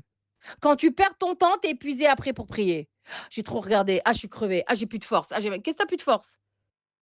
Tu avais de la force, mais tu l'as donnée ailleurs. C'est toi qui as choisi de faire le mauvais choix. Qu'est-ce que ça veut dire que tu es plus concentré? Qu'est-ce que ça veut dire que tu as plus les nerfs pour lui, pour elle, pour le coucher, pour lui faire un câlin, pour aller faire Shema Israël, pour raconter une histoire? Je suis fatiguée, je suis fatiguée. Pourquoi? Parce que en fait, ton dose d'effort, ta dose d'effort que Dieu t'a donné, les kochot qu'il t'a donné, la chorma itana que Dieu t'a donné, tu l'as usé ailleurs. Donc forcément, quand tu reviens à ta première shlichut, tu es crevé. Donc tu vois que là, ça veut dire l'essentiel paye pour l'accessoire. Donc il faut réfléchir à ça, les filles. Je suis pas en train de dire qu'il faut pas du tout, il faut plus du tout, il faut. Non, c'est pas ce que je suis en train de dire. Chacune, elle est grande, elle est adulte et elle gère sa vie, son emploi du temps comme elle le veut. Mais il faut juste réfléchir, de se dire combien de place ça prend chez moi et qui paye, qui sont les sacrifiés de ça. C'est ça qui est important. Mamache, c'est ça, parce qu'il y a toujours des sacrifiés. Je veux vous mettre en garde sur un autre, c'est surtout le même c'est le même sujet, mais sachez que les réseaux sont destructeurs des couples. Voilà. Un homme, il va sur les réseaux un homme, il va sur les réseaux, il va se promener, il va voir des femmes religieuses, hein, non, pas je dis même pas ça, d'accord? Des femmes avec des perruques, qui se maquillent, qui sont belles et qui remuent dans tous les sens le corps et qui montrent ci et qui montrent ça et comment elles cuisinent et cetera nananana. Un homme, il regarde, tu sais ce que ça veut dire et tu ne peux pas dire: «C'est pas mon problème». Moi, j'envoie ça pour les femmes, il a qu'à pas regarder. Tu ne peux pas dire ça. Parce que quand tu envoies une vidéo sur un réseau social, tu n'as aucune idée jusqu'où elle va être transférée. Tu n'as aucune idée qui va être derrière le massacre, qui va être derrière l'écran. Ça, c'est pour les cas les plus gentils. Et pour les cas les plus méchants, eh bien, carrément, des hommes qui rencontrent des femmes sur les réseaux sociaux. Et des hommes, ça peut être des hommes religieux. Ou le contraire, bien sûr. On commence par échanger un message gentil, facile, amical. Et puis après, on entretient une relation qu'au niveau virtuel, hein. Et cette relation, elle commence à se transformer en rendez-vous physique. Et la suite, tu la connais. C'est la descente aux enfers. Donc, les réseaux sociaux, c'est fait que, ça veut dire c'est fait que pour la Gdoucha, que pour Torah, que pour écouter, que pour voir. Mais en fait, je suis en train de dire ça, mais en fait, même quand tu vas pour écouter, quelque part, ça te connecte. Je te parle d'Insta et de TikTok et de Facebook. D'accord? Encore Facebook, je crois que ça va. Mais enfin, je crois, je sais pas. Mais moi, j'ai pas TikTok, hein. Mais Insta et TikTok, c'est des choses qui, en fait, tu dis: «Non, je fais que pour écouter un cours de Torah». Mais en fait, ça te connecte, ça te reconnecte et ça te reconnecte et tu n'arrives plus à t'en sortir. Moi, je connais des femmes qui ont heu, qui se sont désabonnées, qui ont désactivé. Mais quelle force aujourd'hui de faire ça. Qui ont désactivé TikTok, qui ont désactivé Insta. Pourquoi? Parce qu'elles étaient en train de flancher complètement. Ça veut dire leur vie à la maison, elle n'existait plus. Enfin, en tous les cas, elle continue à exister la vie à la maison, mais elle n'était plus dedans. Et vient cette paracha Akdosha et te dit que Akadosh Baruch Hu, il t'a donné de la chorma, des forces, de la patience, de la sagesse, de l'amour, du respect, de la clairvoyance, Meiratenaim, un cœur rempli pour assumer ta shlichut. Voilà. Mais si tu donnes tout ça en cadeau, si tu jettes tout ça en cadeau aux autres, qu'est-ce qui te reste pour chez toi? Sans parler que ça creuse. Excuse-moi, mais alors vraiment, tu le vois chez certaines personnes, ça creuse un côté orgueilleux chez la personne. D'être tellement adulé, d'être tellement aimé, d'avoir tellement de likes ou de commentaires ou je sais pas. Ça crée quelque chose d'orgueilleux. Et quand après le mari, imagine son mari vient lui faire une petite remarque, mais pour qui tu te prends toi pour me parler comme ça? Et qu'est-ce que ça veut dire de répondre comme ça? Pourquoi tu n'es pas capable d'écouter, d'être dans l'échange? Pourquoi madame, tu peux pas être dans le dialogue adulte, mûr? Parce que tu t'es tellement rempli de waouh et d'applaudissements et de comment on appelle ça? Et de commentaires tellement glorifiants et encourageants et on t'a encensé que lui maintenant il vient te faire une remarque, c'est pour qui ça va pas ou quoi? Tu sais pas qui je suis moi? Je suis une célébrité sur les réseaux. Sache que tu as tout perdu. Non seulement tu as tout perdu, mais tu n'es plus rien. C'est ce qu'il dit Hillel Azaken. C'est Hillel qui le dit. C'est pas moi. Tout ce que je vous dis, j'ai les références de Torah Akdosha. Hillel, il dit Im en anili mili. Si je ne suis pas pour moi, qui le sera? Oui, tu dois t'aimer. Tu dois avoir conscience de tout ce que Dieu a posé, et on en parle depuis tout à l'heure. Toutes les capacités, les dons que Dieu t'a donnés. Tout ça, tu dois en avoir conscience et te le répéter et te le dire. Et tout ça, c'est une connaissance parfaite de tes qualités et de tes défauts. C'est ça un chassid. Et de tes défauts. Mais si, c'est quoi la suite de la Mishnah? Urshe ani le atzmi ma ani. Et lorsque je suis pour moi, Hillel, il dit pas, hein, qui suis-je? Il dit que suis-je? Lorsque je suis pour moi, ça veut dire une fois que j'ai eu conscience que ouais, je suis tellement bien, on m'a tellement monté, je suis la number one partout. J'ai 100 000 abonnés, je sais pas, je dis n'importe quoi. J'ai des trucs, nanana, je reçois des messages, je suis débordée, je suis vraiment une star sans scène et sans orchestre. Je suis vraiment une des plus populaires sur les réseaux. Et là, il vient et te dit ma année. Que suis-je? Si jamais la connaissance de toi, elle t'a amené à de l'orgueil, au fait que tu n'acceptes plus aucune remarque, tu ne sais plus regarder, tu ne sais plus écouter, tu n'es plus dans le dialogue, tu n'as plus la hauteur pour comprendre, alors tu n'es plus mi, tu es ma. Tu es devenu, tu t'es perdu complètement. Tu t'es complètement dégradé.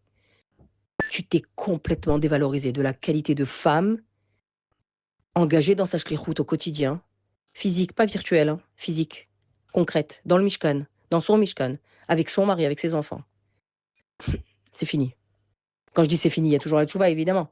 Mais tu comprends ce que je veux dire. Donc ça, c'est très important. J'avance. Et donc les femmes, elles ont cette capacité de faire parce qu'elles ont donné tous les efforts pour construire le Mishkan pour Akadosh Baruch Hu.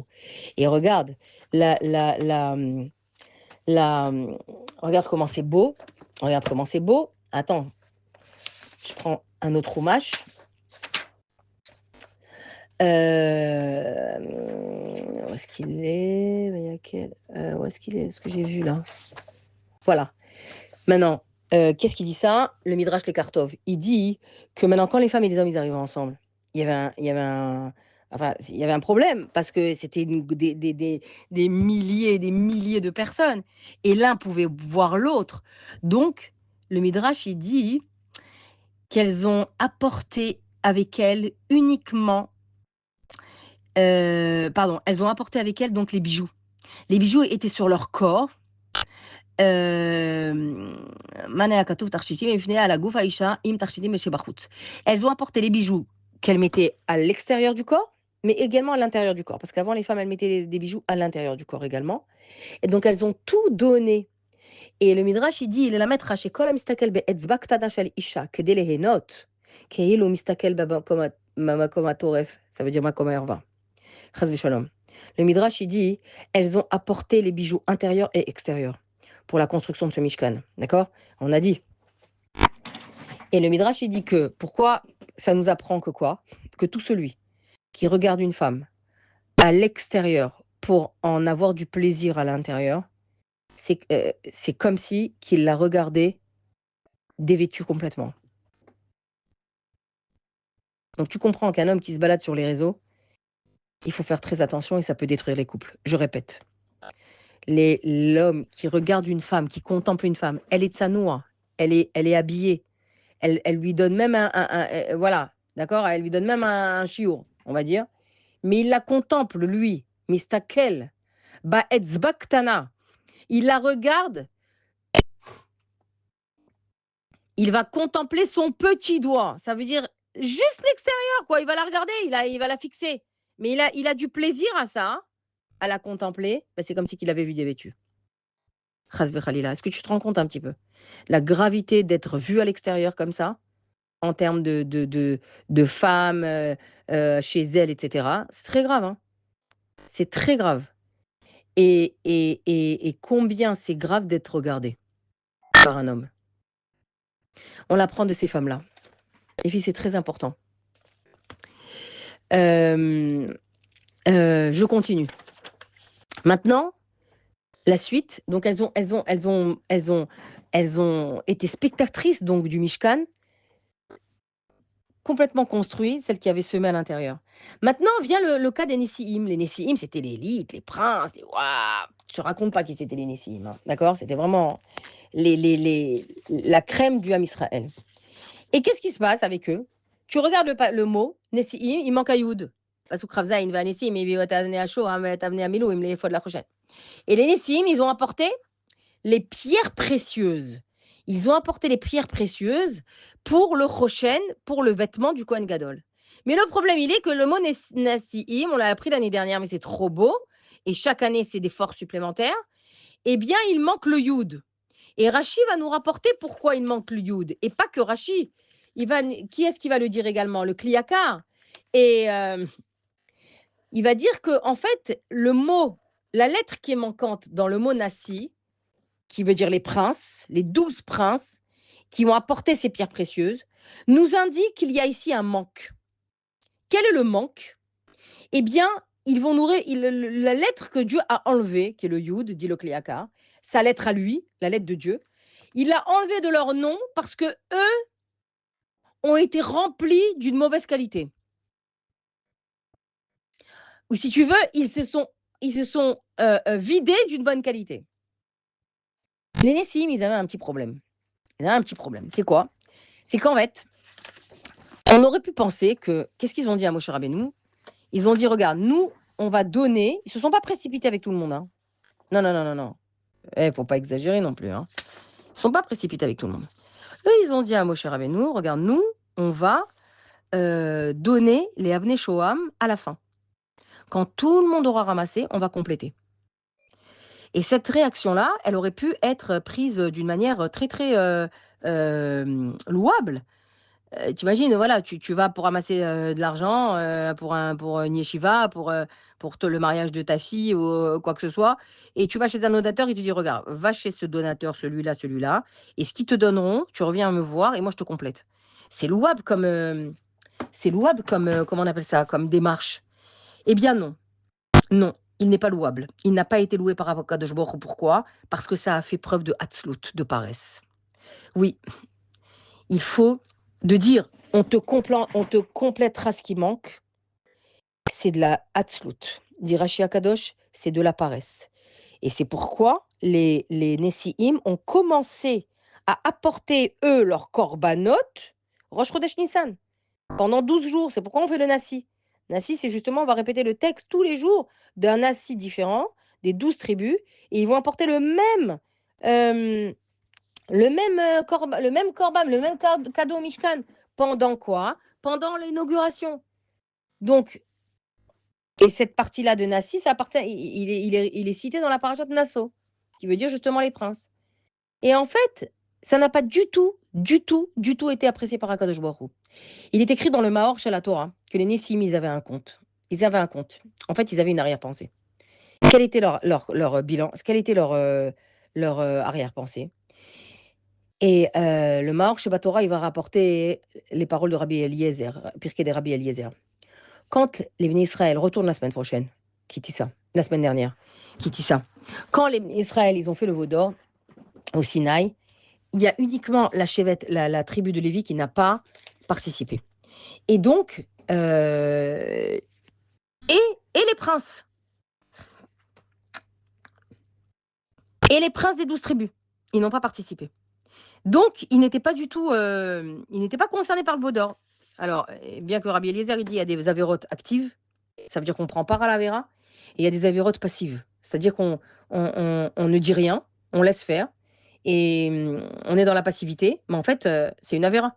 Donc, eux, ils n'ont pas participé d'une manière active, les Nessim, mais ils n'ont pas empêché non plus. Donc, Moshe, il arrive, il donne l'ordre de construire le Mishkan à ces juifs qui ont fait tchouva, et les Nessim, ils viennent voir Moshe. Et ils lui disent: «Attends, tu veux donner une tâche aussi kadosh de construire un Mishkan à Kadosh Baruch Hu, à des Ovrei Avera, à ceux qui ont fait le Hegel, mais ça nous revient à nous. Nous, on n'a rien fait. Nous, on est capable de construire tout le Mishkan tout seul, nous les 12 et les Lévi'im. On n'a pas besoin du peuple. Pourquoi tu vas leur donner ça? Ne prends rien d'eux.» Comme ça, ils ont parlé les Nessim. Et ça, c'est par rapport à la suite du Chet Hegel. Donc Moshe Rabbeinu leur a répondu: ce n'est pas ce que Dieu y attend de, c'est pas ce que Dieu attend. Dieu, il m'a dit: demande-leur, je veux de tout le monde, de tout le monde, de tous les Baalei Tchouva, les tzadikim, je veux de la contribution, mais et kol ish asher yidvenu libo. Kol ish. Et kol adat bnei Israël, de toute l'assemblée. Et non, évidemment, quand on dit bnei Israël, ça veut dire pas le Erev Rav. Le Erev Rav n'a pas participé à la construction du Mishkan, mais tous les bnei Israël devaient y participer. Donc en fait, qu'est-ce qu'ils voulaient les Nessiim? Les Nessiim, les princes, ils voulaient le kavod. Ils voulaient que le kavod de construire le Mishkan leur revienne tout seul, comme un édifice magnifique. Ils voulaient qu'il y ait leur plaque sur le mur en pierre, en marbre, comme ça, cloué avec des gros clous en or, où c'est écrit bâtisseur de ce bâtiment. Voilà Réhouven, le Nassi de Réhouven, le chef de Réhouven, le chef de Shimon, le chef de Lévi, avec leur nom. Hachem ne veut pas ça. Akadosh Baruch Hu, il veut que sa maison soit construite avec les participations et le cœur de chacun, même du Balei Tchouva. Et ça leur a été reproché. Et donc, Akadosh Baruch Hu, il a vu combien les Lévi'im, combien les Lévi'im avait de l'orgueil, et donc il a enlevé la lettre Yud. Il n'a pas apprécié cette paresse, il n'a pas apprécié ce compte qu'ils ont fait à l'intérieur en disant: nous, on vaut mieux que tout le monde, on n'a pas participé au Hegel, nous, on est capable de construire une maison Kadosh. Donc il a enlevé, Hachem a retiré la lettre Yud de leur prénom à eux, de leur nom à eux, Ve'a Nesiim, parce qu'il n'a pas apprécié ni la paresse dont ils ont fait preuve, et ni l'orgueil dont ils ont fait preuve. Akadosh Baruch Hu leur a dit: ici, il y a de l'orgueil. Moi, je sais ce que vous pensez. Qui est-ce qui pouvait savoir? Qui est-ce qui pouvait savoir ce que les Nissim pensaient? Moshe Rabbeinu leur a répondu de ce qu'il voyait à l'extérieur. Mais Akadosh Baruch Hu, qui sonde les cœurs et les reins, eh bien lui, pardon, excusez-moi, eh bien lui, il a retiré la lettre Yud de leur nom. Donc attention, c'est une leçon pour nous. Tout est une leçon pour nous. Toute cette Torah Kdosha, elle est leçon pour nous, d'accord? Donc on n'oublie pas que Akadosh Baruch Hu ne juge pas que l'extérieur, évidemment. Il voit aussi les motivations à l'intérieur. Il voit surtout les motivations à l'intérieur de nous. Et c'est pourquoi ici il est écrit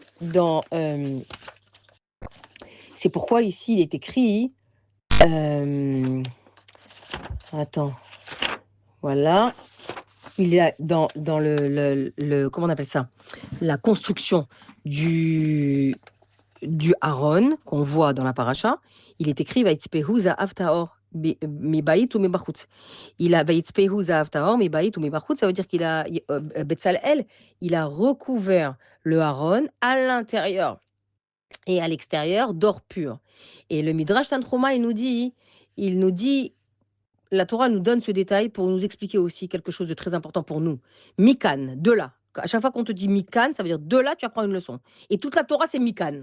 Sheyeh Talmid Chacham Tocho Kebaro. Un Talmid Chacham, il doit être entier, cohérent, à l'intérieur comme à l'extérieur. Kmo shebechitzeniuto, nir'e chassid ben abriot, ken yiyeh bepnimiyuto.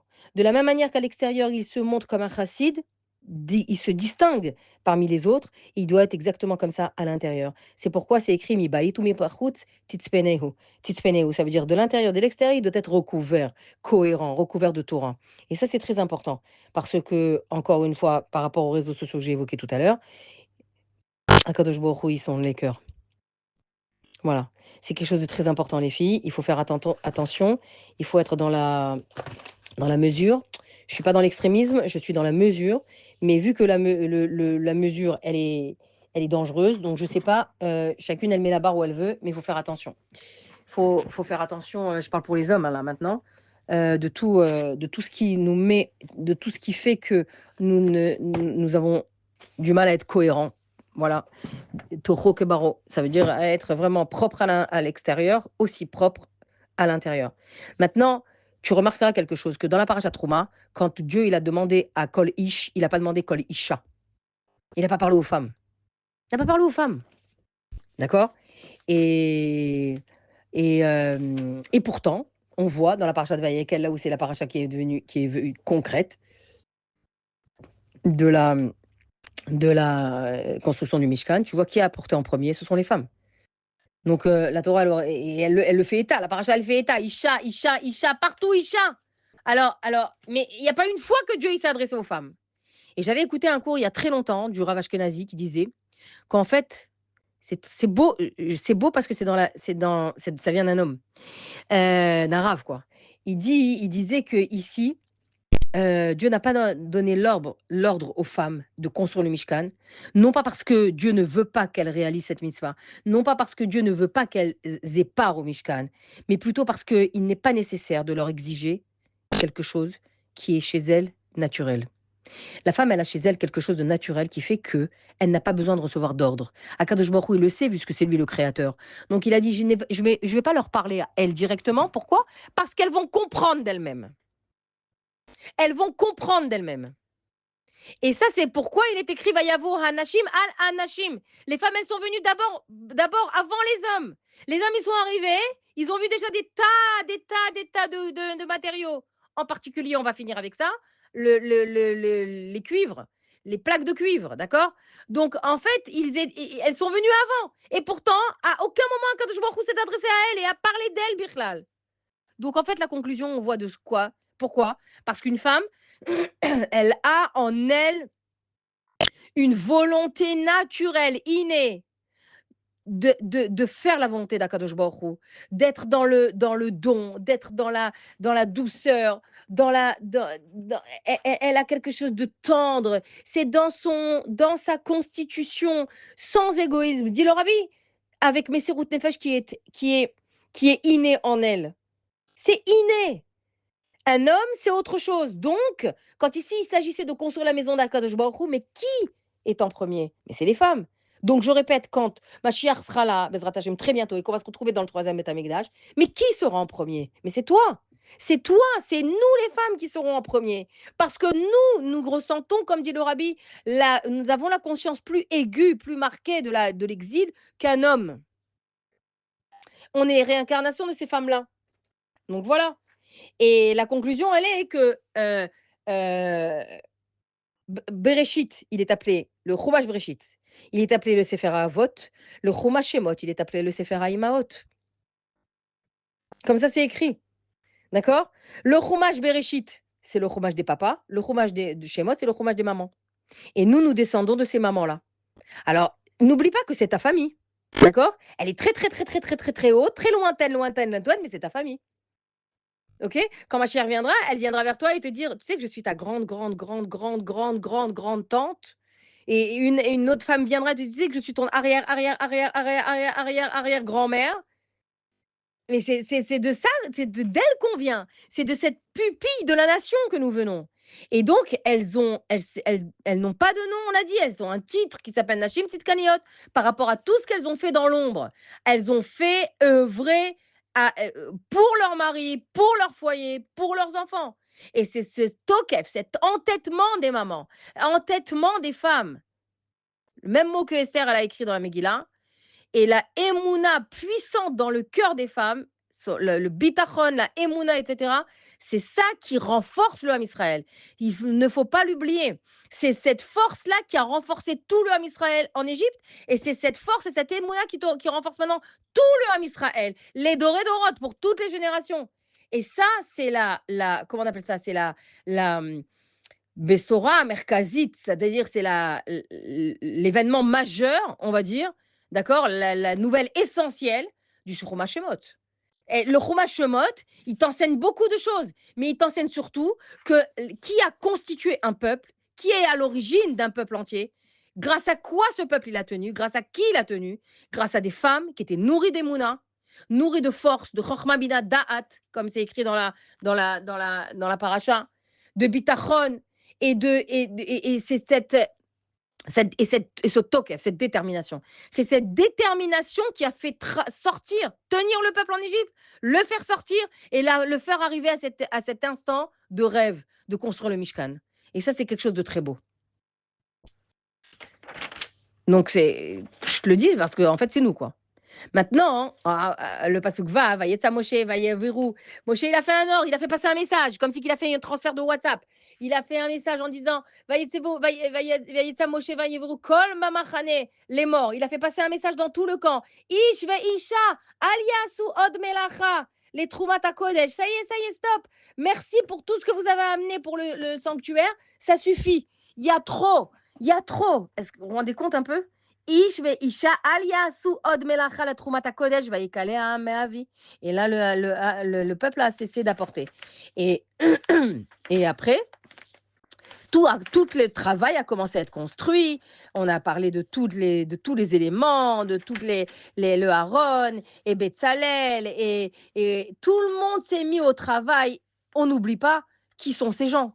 Ces gens, ce ne sont pas des gens qui ont fait l'école des beaux-arts, ce ne sont pas des gens qui ont une construction, un cursus scolaire, qui ont fait des études supérieures de broderie, d'orfèvrerie. Pas du tout. Ce sont des gens qui avaient l'essentiel pour agir, c'est le cœur. Et le mot cœur, il revient régulièrement dans la paracha. Le mot cœur, le mot lève, d'accord? Le mot lève, il revient régulièrement. Le mot isha, il revient régulièrement. C'est ce qu'il fallait pour construire la maison d'Akadosh Baruch Hu. Akadosh Baruch Hu ne veut pas que ton savoir. Bichlal, il en a peut-être pas, il t'a pas demandé d'étudier, de te remplir. Ce qu'il veut, c'est que tu le serves avec le cœur. Ce qu'il veut, c'est que ta Torah que tu étudies, elle soit concrétisée avec le cœur et avec amour pour lui. Ahavat Hashem et Yirat Hashem, comme on a appris plusieurs fois avec le Tanya. Et ça a appris finalement à la fin, quel est l'ustensile qui a été construit à la fin. Allez, Aouda, on va encore parler de toi. Vayaas, je suis dans le Pérec, la maîtrette, Pasukret, Vayaas et Akior. Nechoshet vet kano nechoshet b'maret atzovot asher tzavu petach oel moed. Vaya cet kior, ils ont fait le kior, ça veut dire cette fontaine en cuivre et avec des robinets en cuivre. Comment? D'où il vient? Bemarot atzovot, par les miroirs des femmes vaillantes. Et traduction exacte, par les miroirs des vaillantes. Asher tzavu petach oel moed, elles ont emmené devant l'entrée du Oel Moed. Maintenant, on a dit, c'est-à-dire ce pasouk, c'est une bombe atomique. Maintenant, on a dit que quoi? On a dit que ça, c'est la fin. Ça, c'est la fin du Chumash Shemot. Ben, la fin, c'est le début. Le début, il est lié à la fin. Tout est lié. Regarde. Rachichet, il va te révéler tout ce qu'elles ont fait dans l'ombre. Pourquoi tu ne nous l'as pas dit au début de Shemot? Rachi, pourquoi tu ne nous as pas dit tout ce que ces femmes, elles faisaient? Elles faisaient pour garder leur foyer, elles se mettaient en danger pour nourrir leur mari, pour les séduire avec ces plaques de cuivre. On l'a appris, nous, au début de Chumash Shemot. Quand est-ce que Rachi le révèle? Quand est-ce que Rachi le révèle? Maintenant, à la fin du Chumash Shemot. Il va nous révéler, en rapportant les Gemarot, bien sûr, tout ça, tout ce qu'elles ont fait. Et pourquoi il va nous le révéler? Parce que le pasouk est la première fois où on apprend qu'un ustensile est construit à base de quelque chose. Tout le monde amenait de l'or, du cuivre et de l'argent, mais personne ne savait quel ustensile était construit avec quoi. Peut-être c'était avec ton or à toi ou avec ton argent à elle, mais rien n'est rapporté, rien n'est mis en lien entre le don, d'accord, et l'ustensile qui est construit. sauf, rien sauf le kior. Le kior, on sait qu'il est construit en cuivre, avec les miroirs de cuivre que les femmes ont apportés. Et là, Rachid s'arrête. Et il dit, elles ont apporté des quantités de plaques de cuivre devant le Petacho El Moed. Et Moshe leur a dit, non. Vayamu as Moshe bahen. Mipne she'osim she'asuyim le yetzer hara. Moshe a dit, je ne peux pas les recevoir parce que ces plaques de cuivre, elles ont servi de miroir pour séduire votre mari, quoi. Elle ne l'a pas dit, hein. Rachid ne dit pas qu'il l'a dit. Mais en tous les cas, il les a refusés. Tout de suite. Amarlo Akadosh Baruch Hu, Kabel, Dieu lui a dit, reçois-les, qui Eilu, car ceux-là, Chavivin alai min hakol, ces miroirs-là, ils sont pour moi plus précieux que tout. She'al yedehem emidu anashim tivod rabot b'mitzraim, car grâce à ces miroirs dans lesquels elles se sont regardées, et elles ont mis sur pied, elles ont fait grandir des armées. Et où elles les ont fait grandir? En plein Mitzraïm. Et là, Rashi va expliquer. Akadosh Baruch Hu, il va le dire lui-même, ça veut dire. C'est trop beau, il va le dire à Moshe maintenant. Que chez Ayuba Alehem Yegiim Avodat Parer, quand leur mari était fatigué et éreinté du travail oppressant, Hayu Olchot ou Molichot Lahem Maachal, elles allaient, elles pêchaient elles préparaient un repas, ou michté et de la boisson, ve'achilot otam, et elle leur faisait manger. Pas qu'ils mangeaient ensemble à deux, resto intime et tout, pas du tout. Elle leur faisait parce qu'il était fatigué, il pouvait même pas tenir debout. Elle leur donnait à manger. La suite, mais notre lot amarot, et elle leur montrait. Elle prenait ses miroirs, kol achat roe atzma, et chacun se regardait imba Allah avec son mari bamara dans le miroir. Ça veut dire ces plaques de cuivre qu'elle faisait briller comme un miroir. Ou mishtal doto bitvarim, et elles essayaient de l'influencer à continuer à avoir des enfants avec des paroles en disant Ani na'amimcha, je suis plus belle que toi. ומתוך כך מביאות לבעליהם לידי תאווה ונזקוקים אליהם מתעברות וילדיהם שם שנאמר תחת התפוח הוכחתיך. Et donc, avec cette parole-là qui séduisait chaque femme avec son mari, hein, qui séduisait leur mari en disant « Je suis plus belle que toi », elle venait ramener la beauté d'une femme au milieu de la tourmente, au milieu de la misère, au milieu des douleurs et des blessures. On n'oublie pas qu'on s'aime. C'est incroyable. Et Na'a, Anina Amimcha, je suis plus belle que toi. Une femme belle, comme on a dit, et je vais terminer maintenant, Bezrat Hashem, que une femme belle, c'est une femme qui veut continuer à vivre. C'est une femme qui veut continuer à rire, à espérer, alors qu'elle ne voit rien venir. Comme elle, comme toi. Et donc, Rachid continue en disant, et du fait qu'elle séduisait leur mari, son nez, le désir leur venait, et son nez des enfants, et elles ont accouché sous les pommiers, c'est écrit ici. Voilà pourquoi c'est écrit j'adore trop, la vérité, c'est trop là. Voilà pourquoi c'est écrit le miroir des femmes vaillantes. Et avec ce miroir ont été faits le kior. Le kior, c'est ce qui permettait aux Kohanim, aux Kohen Gadol inclus, aux Kohanim de commencer la avoda. Avec ces plaques de cuivre, ils ont fabriqué le kior et ça leur permettait de commencer la avoda. Ça veut dire qu'un Kohen qui ne passait pas par le kior fabriqué par les miroirs des femmes, il était chayav mita. Il devait se laver les mains et les pieds d'abord. Netilat yadaim et netilat raglaim en même temps. Tu te rends compte un peu? Ça veut dire que chaque homme qui arrive dans le Beth Amikdash, qu'est-ce qu'il rencontre? La pureté de la femme d'Israël. Oh, palais. N'oublie pas parce que ça sera exactement comme ça. Ouais, et encore mieux. Ça, c'est la victoire des femmes résistantes. C'est la victoire des femmes résistantes de notre peuple. Et tu es une femme résistante. Et tu vas faire déclencher la victoire du Ham Israël. Ne l'oublie jamais. Vraiment. Et à la fin, il y a la bracha de Moshe Rabbeinu. Perek Lametet, Parashat Pekudé. Pasuk Mem Gimel. Vayam Moshe et kol hamelacha, vehine asu ota, kaasher tziva Adonai, ken asu, vayevarech otam Moshe. J'ai des frissons en disant ce pasuk-là. Une fois que tout a été terminé, donc tu comprends tout a été fait en 3 mois et demi, d'accord? Et jusqu'à euh, 70 jours donc. 1 mois et 10 jours. Et donc, tu comprends que Vayakel Pekudé, il a duré 70 jours. Maintenant, qu'est-ce qu'il dit Moshe Rabbeinu? Il les a bénis. Il a vu tout le travail considérable qui a été fait, mais d'une manière miraculeuse, à chacune des étapes, parce que, comme on a dit, ce pas des compétents. Ils n'avaient aucune capacité, aucune compétence professionnelle. Ils avaient l'essentiel qu'il fallait, c'est l'amour de Dieu et la victoire des femmes. Et, et, et il les a bénis, tout était terminé. Donc, on voit la bracha. Et qu'est-ce qu'il dit, Moshe Rabbeinu? Voilà les mots qu'il dit. Il va nous donner, Rashi Akadosh, les mots. Amar Lahem. Yehi Ratson, Milfanecha, Yehi Ratson. C'est une chanson d'Avraham Fried, Yehi Ratson. Chez Tishre, Shrina, Bemaasi Yadechem. Que la Shrina, elle puisse reposer sur l'œuvre, sur vos mains. Vehino Am Hashem Elokeinu Aleinu, Vegomer. C'est le Télim Tzadik. Et d'ailleurs, tu remarqueras que le Télim Tzadik de David Ameller, il commence par Tfilat le Moshe Isha Elokim. C'est le Télim Tzadik, le Télim 90. Et le dernier pasouk? Vehino Am Adonai Eloheinu Aleinu, Umaase Yadenu Konena Aleinu, Umaase Yadenu Konenu. Voilà les mots que Moshe Rabbeinu a adressés à chaque juif, à chaque femme juive, pour l'œuvre de ses mains. Que la bienveillance de l'Éternel, notre Dieu, soit avec nous. Fais prospérer l'œuvre de nos mains. Oui, l'œuvre de nos mains, fais-la prospérer. C'est ce qu'on demande à Kadosh Baruch Hu.